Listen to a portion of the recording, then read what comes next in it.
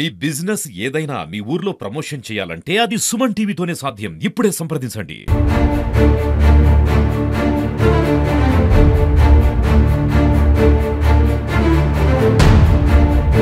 సాయంత్రం తీసిపోయారు, ఎప్పుడు తీసిపోయారు, స్టేషన్కి తీసిపోయారంట. తీసిపోయినాక బాగా కొట్టారంట. కానీ కొడుకు ఎవరికి చెప్పుకోలేదు. చెప్పుకోకుండా ఎవరికి చెప్పుకోకుండా మయ్య తిరిగి తిరిగి సమాజగాళ్ళు ఉన్నారు. పడినంత బలంగా ఉంది, ఎవరికైనా చెప్పుకోలేదు. ఇంటికి చెప్పినా ఏది చెప్పినా నీ పిల్లలకి నీ భార్యకి ప్రమాదం ఉంటుంది. మీ ఇంటి కూడా పెట్రోల్ పోసి తలగా పెడతాం. నువ్వు రౌడీవి కేసు అని నేను పెడతా. ఎవరంటున్నారు? వాడిని వీళ్ళిద్దరి మధ్యలోనే ఈ గొడవ వచ్చింది. ఇసుక అక్రమ రవాణా చెప్తా అంటే వాడు పెడితే పిల్లగాని తీసుకుపోయి కొట్టారు, టార్చర్ పెట్టారు. Welcome to Suman TV. Pagadala Satish బలన్మరణం చెందిన విషయం అందరికీ ఇక్కడ డొనకల్ నియోజకవర్గంలో తెలిసిందే. తను ఒక ఇసుక రవాణా మధ్యలో గొడవలు రావడం వల్ల, ఇద్దరి మధ్యలో గొడవలు రావడం వల్ల ఒకరి మీద ఒకరు కేసులు పెట్టుకోవడం, నా మీద నువ్వు ఎందుకు కేసు పెడతావరా అని చెప్పేసి ఇలాంటి మాటలు మాట్లాడుకుంటూ అవి స్టేషన్ దాకా పోవడము, స్టేషన్లో కేసులు ఎందుకు పెడతావు అని చెప్పేసి ఒకరి మీద ఒకరు దూషించుకోవడము, ఇలాంటి జరిగిన క్రమంలో తనను బాగా మానసిక క్షోభకు గురి చేశారు ఇక్కడ ఈ ఊరికి సంబంధించిన పెద్ద మనుషులు. ఆ సమయంలోనే తను మనస్తాపానికి గురైపోయి తను బలన్మరణం చెందాడు. ప్రస్తుతం మనం అదే ఇంటి దగ్గర ఉన్నాము. ఇక్కడ మనతో పాటు సతీష్ పిన్ని గారు ఉన్నారు. తనతో మాట్లాడదాము. ఎలా జరిగిందమ్మా? నా కొడుకు ఉష్కలో గొడవ అయింది, అయిపోయింది. తల్లిదండ్రులతో పోయారు, కేసు పెట్టారు. వీళ్ళ కేసు తీసుకోలేదు. వాడు పోయి కేసు పెట్టగానే వాడిని కేసు తీసుకున్నారు. వాడిని వాళ్ళ తల్లిదండ్రులు తెలియకుండా పట్టకపోవడం, రోజు కొట్టియడం, రేత్రి 11ంటికి వదిలిపెట్టడం. వాడు వచ్చి నన్ను ఏం అడిగిపోయినా నాన్న అంటే నేను ఆడుకోపోయినా తల్లిదండ్రికి చెప్పలేదు. వాడు చంపిందని కూడా ఎవరికి చెప్పలేదు. ఆ టార్చర్ వాడే భరించిండు. ఇంటికి చెప్పినా ఏది చెప్పినా నీ పిల్లలకి నీ భార్యకి ప్రమాదం ఉంటుంది. మీ ఇంటి కూడా పెట్రోల్ పోసి తలగా పెడతాం. నువ్వు రౌడీవి కేసు అని నేను పెడతా. ఎవరంటున్నారు? సుంకరెంకన్న కొడుకులు ఇద్దరు. వీళ్ళిద్దరి మధ్యలోనే ఈ గొడవ వచ్చింది. ఇసుక అక్రమ రవాణా చెప్తా అంటే ఇరు వర్గాల మధ్యలో ట్రాక్టర్ కాడ గొడవ వచ్చింది. ఈ గొడవ అనేది పోలీస్ స్టేషన్ కేసు పెట్టుకోవడం దాకా వెళ్ళింది. పోలీసు పెట్టుకున్న తర్వాత ఈయన పెట్టాడు, మరి సతీష్ వెళ్ళేసి కేసు పెట్టాడు. మరి సతీష్ కేసు పెట్టినాక సుంకర వెంకన్న ఎందుకు తీసుకెళ్లలేదు? మీ అబ్బాయిని ఎందుకు వెళ్ళి? అది వాడు పెడితే తీసుకెళ్లలేదు. వాడు పెడితే పిల్లగాని తీసుకుపోయి కొట్టారు, టార్చర్ పెట్టారు. నేను బతకటం వేస్ట్. వీడు రోజు నన్ను కొట్టిస్తుండు. నేను తొడేలు కూడా పోయి నేను బతకలేను, నాకు పరుగు లేదుగా. పరుగు తీసిండు, నన్ను టార్చర్ పెడుతున్నాడు. పరుగు మందు తాగిండు, అంతే. చచ్చిపోయిన రోజు కూడా పోలీసులకు వీడియో పెట్టిండు, పట్టించుకోలేదు. అయ్యాల రాలేదు. 50 మంది పోలీసులు వాడు చచ్చినాక వాడి ఇంటికి కాపలకు వచ్చారు. ఆ రోజు అంతిమ సంస్కారం ఇంటికి కాపలకి 5 రోజుల నుంచి 50 మంది 20 మంది ఉంటారు రోజు. అంతిమ సంస్కారం రోజు నుంచి ఇప్పటి వరకు కాపలా ఉంటారు. పిల్లగాని శవాన్ని ఊళ్ళో తీసుకొస్తా కానీ 50 మందిని పెట్టిండు ఇంటి చుట్టూ. ఎందుకు పెట్టిండు? వాడు సంబంధం లేనప్పుడు పిల్లగాడు చచ్చి ఊళ్ళోకి వచ్చినప్పుడు వాళ్ళు పోలీసులు ఎందుకున్నారు? చచ్చిపోయిన పిల్లగాని పట్టించుకోకుండా వాని కాపాడటం ఏంది? పోలీసుల పాత్ర ఉంది, ఇలా వాళ్ళ పాత్ర ఉంది. సుంకరెంకన్న కొడుకులు ఇద్దరిది, సుంకరెంకన్నది. ఊరు పెద్ద మనుషులు కూడా పట్టించుకోలే వాడిని. ఎవరైనా నిలదీసి ఇంతవరకు అడగలేదు. వాళ్ళ కర్మ ఏది ఇట్టుందని ఒకళ్ళ ఊరోళ్ళు కూడా వచ్చి అడగలేదు. వాని అందరు కలిసి టార్చర్ పెట్టారు. ఆ టార్చర్ భరించలేకనే వాడు మందు తాగిండు. అంటే మీతో ఎప్పుడు చెప్పుకున్నాడా ఇలాంటి టార్చర్ పెడుతున్నాడు? ఏది చెప్పుకోలేవాడు. పెద్ద మనుషులు చెప్పిర్రు, పోలీసులు చెప్పిర్రు, ఎస్ఐ చెప్పిర్రు, అందరి చెప్పిర్రు. చెప్పినా కూడా ఎవ్వరూ పట్టించుకోలే. ఆ పిల్లగాన్ని పట్టించుకోలేక నాకు ఎవరు లేరు, నాకు న్యాయం జరగట్లేదు, నన్ను కాకుండా నా పిల్లగాళ్ళు కూడా ఆగం చేస్తారని వాడు మందు తాగిండు. మీరు విన్నారు కదా వాళ్ళ పిల్లి చెప్పేది విషయం. అంటే తను చెప్పేది ఏంటంటే తన అంతిమ సంస్కారం రోజులు అంటే ఈ రోజు వరకు, తను చనిపోయి 3 రోజులు అవుతుంది కదా, 5 రోజులు అవుతుంది. ఈ 5 రోజుల నుంచి కూడా పోలీసులు అక్కడ ఎవరైతే వ్యక్తి ఉన్నాడో ఆపోజిట్ వ్యక్తి తనకు సెక్యూరిటీగా వస్తున్నారో చెప్పా. కానీ ఇక్కడ మా ఇంటి పరిస్థితులు అంటే ఇప్పుడు ఒక సెల్ఫీ వీడియో తీసేసి నా చావుకు వీరే బాధ్యులు, వల్లనే నేను మనస్తాపానికి గురి అయిపోయి నేను చనిపోయాను, నా వైఫ్ అండ్ పిల్లలు వీళ్ళని మీరే చూసుకోవాలి అమ్మ నాన్న అంటూ తను రోధిస్తూ రోదన చెందుతూ తను ఒక సెల్ఫీ వీడియో తీసుకుంటూ తను పోలీసులకు పెట్టడం జరిగింది. కానీ ఇక్కడికి వచ్చిన తర్వాత అంతిమ సంస్కారం ధన సంస్కారం జరిగే రోజు నుంచి అక్కడ ఉన్న ఆపోజిట్ వ్యక్తికి రక్షణ కల్పిస్తున్నారు.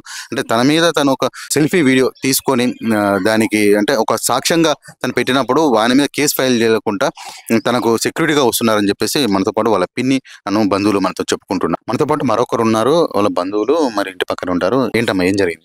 అసలు ఆ చిన్నోడికి మాత్రం ఏం తెలియదు. వాడికి ఎప్పుడైనా టాటర్ పోతాడు. ఎన్నాళ్ళు ఏదో ఖమ్మం పోయి పనికి పోయేది సార్. పనికి పోయి వచ్చి మా ఏదో టాటర్ మొన్ననే కొన్నారు. కొన్నాక అందరు టాటర్లు పోతానని వాడు టాటర్ విందుకి అన్ని టాటర్లు వదిలిపెట్టి వాడు టాటర్ పట్టుకుర్రట. పట్టుకొని ముగ్గురు కలిసి ఇద్దరు కలిసి కొట్టారంట. కొట్టినాక ఇక అక్కడ ఉన్న లేటోళ్ళు అటు పారారు. సాక్ష్యం చెప్పని పోలీసు మళ్ళీ కొట్టారు. కొట్టి ఇంక వాళ్ళ చాల నుంచి టాటర్ వచ్చిందని చెప్పి ఈయన కొట్టారు. ఈడేం చేసినగా వాడి చాల నుంచి నా టాటర్ వచ్చిందని నన్ను కొట్టారు. నా ఇంటి ముందు నుంచి టాటర్ ఎందుకు పోవాలని ఇక్కడ కంపేసింది. ఇంటి ముంగడికి వెళ్ళిపోతుంది టాక్టర్ అని చెప్పేసి గొడవ ఫస్ట్ వాళ్ళ చాల నుంచి టాటర్ వస్తుందని అన్ని టాటర్లు పోతుంటే వాడు కౌలుకి తీసుకుని చేను బీడు అది పొలంలోకి వెళ్ళి టాక్టర్ పోతుందని గొడవ సార్. వాళ్ళ నుంచి వస్తుందని వీళ్ళిద్దరు కలిసి మడికట్లలో వేసి కొట్టారంట. కొట్టినాక ఇక వాడేం చేసి నన్ను కొట్టిండు. వాడు మడికట్లలో బీడు నుంచి టాటర్ రానిలేదు నాది, ఇక్కడికి నా ఇంటి ముందు టాటర్ ఎందుకు పోవాలి అని చెప్పి ఇక్కడ మండేసిండు. మండేసినాక వాడు మళ్ళీ రిటర్న్ పోయి కొట్టిండు. రిటర్న్ పోయి కేసు పెట్టిండు. మరి మీరు పెట్టలేదు అప్పుడు కేసు? వాడు ఇంకా తెలవదుగా, వాడు పెట్టిండంట కానీ తీసుకోలేదంట. ఈడు కేసు తీసుకోకుండా వాళ్ళు పెట్టిందే వచ్చిండు. మళ్ళీ ఈడికి వచ్చి ఆ మండ వాళ్ళతోనే ఎస్ఐతోని మళ్ళీ మండ తీపిచ్చి మళ్ళీ తెత్వా తీవారని వాడు అంపటి తలిగారు. తలికి వాడు తట్టుకోలేక అటు బజార్లో అమ్మట పోయిండట. పోయినాక ఆడుండు మళ్ళీ సాధించుకొని వచ్చింది దాకుండి ఆ మండ తీపిచ్చి మళ్ళీ అవన్నీ ఆ నైట్ తీసిపోయారు. మళ్ళీ సాయంత్రం తీసిపోయారు. ఎప్పుడు తీసిపోయారు స్టేషన్కి తీసిపోయారంట. తీసిపోయినాక బాగా కొట్టారంట. కానీ కొడుకు ఎవరికి చెప్పుకోకుండా ఎవరికి చెప్పుకోకుండా మయ్య తిరిగి సవాసగాళ్ళు ఉన్నారు. పడినంత బలగా ఉంది, ఎవరికైనా చెప్పుకోకుండా ఇంక వాడు అట్టనే ఉండి తర్వాత డోర్నకల్ పోయిండు. మళ్ళా ఫోన్ ఒకటి కాడ కూర్చొని ఫోన్ మాట్లాడుతుంటే ఏందన్నా ఇట్లా ఫోన్ వస్తుంది ఏందన్నా నీకంటే ఎస్ఐ ఫోన్ చేస్తాండ్రా నేను పోవాలరా, మళ్ళా చేస్తాడు మళ్ళా పోవాలరా, నన్ను అసలు ఎటు మెసలు ఎత్తలేదురా, నన్ను ఎట్టు కూడా రమ్మంటాడు, నేను పోవాలరా అని పోయిండంట డోర్నకల్. అంటే ఊక పోలీస్ స్టేషన్ నుంచి ఊక ఫోన్లు వచ్చేటి రమ్మని ఆ ఫోన్కి నేను పోవాలరా అసలు గడికి పోనేనంట. అందుకని అట్లా ఊక స్టేషన్ నుంచి ఫోన్లు వస్తానని ఆ చనిపోయిన రోజు కూడా పోలీస్ బందోబస్తు మీ ఊర్లో కూడా పోలీస్ బలగాలు దించారు కదా.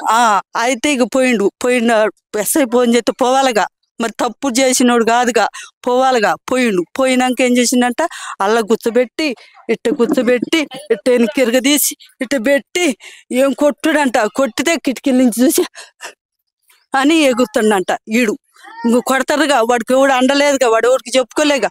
ఇంకా ఆయాలు వచ్చినాక మళ్ళీ జెండా మందరం అయితే మళ్ళీ వచ్చినాక అది కూడా అమ్మ చెప్పుకోలే, ఇంట్లో ఊరికి చెప్పలే, వాడు పెన్స్ చెప్పుకుంటా తల అంత బలగా ఉంది, ఎవరికి చెప్పుకోకుండా కొడుకు మళ్ళీ పోయినాక ఇంకా వచ్చి వాడికి చికాకు అవుతుంది. మళ్ళీ ఫోన్లు వస్తాయి. ఆ నైట్ ఫోన్లు వచ్చింది.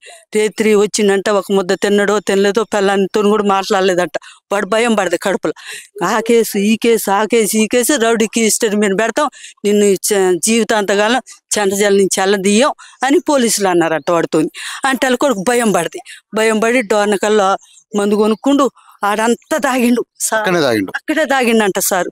తాగినాక మళ్ళా ఈ ఊళ్ళోకి వచ్చి ములకలు పెళ్ళిపోయి మళ్ళీ దోమల మందు కొనుక్కొని మళ్ళీ కసినగాడ తండకాడికి పోయి ఆడ కూర్చొని ఇంకా ఈడే పెట్టుకొని పలానోళ్ళు ఎట్ట కారణం వాళ్ళు పెట్టారు. పోలీసులు ఏం న్యాయం చేయలేదు. మా పిల్లగాళ్ళు నా చిన్న పిల్లగాళ్ళు మీరేం న్యాయం చేస్తారో, పెద్ద మనుషులు కూడా నా పట్టలేరు, ఎవరైనా మాట్లాడేటట్లేదు, నా పరిస్థితి మీరేం న్యాయం చేస్తారో మీదే అంతా అని తీసుకుని అప్పుడు తల్లి ఫోన్ చేస్తే వెళ్ళిపోయింది సార్. విన్నారు కదా మీరు వాళ్ళ బంధువులు కానీ స్థానికులు చెప్పిన వివరాలు. అంటే సతీష్ చనిపోవడానికి ముందు, అంటే సూసైడ్ చేసుకోవడానికి ముందు తను ఒక సెల్ఫీ వీడియో తీసి నాకు ఎలాంటి న్యాయం జరగట్లేదు, నన్ను పోలీసులు పదే నన్ను స్టేషన్కి పిలవడం నాకు ఇబ్బందిగా ఉంది, ఇదంతా జరగడానికి కారణం మా ఊరికి చెందినటువంటి పెద్ద మనుషులు, వాళ్ళు నా మీద లేనిపోని చెబుతూ నన్ను ప్రతిరోజు వేధిస్తున్నారు అని చెప్పి ఒక మానసిక క్షోభతో మానసికంగా తను విసిగిపోయి తను దగ్గరే ఉన్నటువంటి డోర్నకల్లో ఒక పురుగుల మందు తీసుకొని తను సేవించి సెల్ఫీ వీడియో తీసుకొని తను చనిపోవడం జరిగింది. అయితే ఆ చనిపోయిన తర్వాత ఆ దహనం జరగడానికి అంటే ఈ ఊరికి వచ్చినప్పుడు కొన్ని పోలీసు బలగాలు కూడా ఇక్కడ దిగడం జరిగింది. అయితే వీళ్ళందరూ ఏమన్నా ఆ పోలీసు బలగాలు ఎందుకు దిగాయి అంటే, ఒక వ్యక్తి సూసైడ్ చేసుకున్న తర్వాత ఆ పోలీసు బలగాలు ఈ ఊళ్ళో తిరగడంతో అంటే ఎదుటి వ్యక్తికి ఎవరి వల్ల అయితే సూసైడ్ చేసుకున్నారో ఆ ఇంటికి రక్షణ కల్పిస్తూ వాళ్ళు ఉండడం అనేది ఇక్కడ గమనార్హం. అంటే ఇక్కడ పోలీసులు పట్టించుకోలేని చెప్పేసి వీళ్ళు సుమన్ టీవీతో చెప్పుకొని బాధపడుతున్నారు. సాయంత్రం తీసిపోయారు, ఎప్పుడు స్టేషన్కి తీసిపోయారంట. తీసిపోయినాక బాగా కొట్టారంట. కానీ కొడుకు ఎవరికి చెప్పుకోకుండా ఎవరికి చెప్పుకోకుండా మయ్య తిరిగి తిరిగి సవాసగాళ్ళు ఉన్నారు. పడినంత బలగా ఉంది, ఎవరికైనా చెప్పుకోలేదు. ఇంటికి చెప్పినా ఏది చెప్పినా నీ పిల్లలకి నీ భార్యకి ప్రమాదం ఉంటే మీ ఇంటిలో కూడా పెట్రోల్ పోసి తలగా పెడతాం, నువ్వు రౌడీవి కేసు అని నేను పెడతా. ఎవరంటున్నారు? వాడిని వీళ్ళిద్దరి మధ్యలోనే ఈ గొడవ వచ్చింది, ఇసుక అక్రమం రవాణా చెప్తా అంటే. వాడు పెడితే పిల్లగాని తీసుకుపోయి కొట్టారు, టార్చర్ పెట్టారు.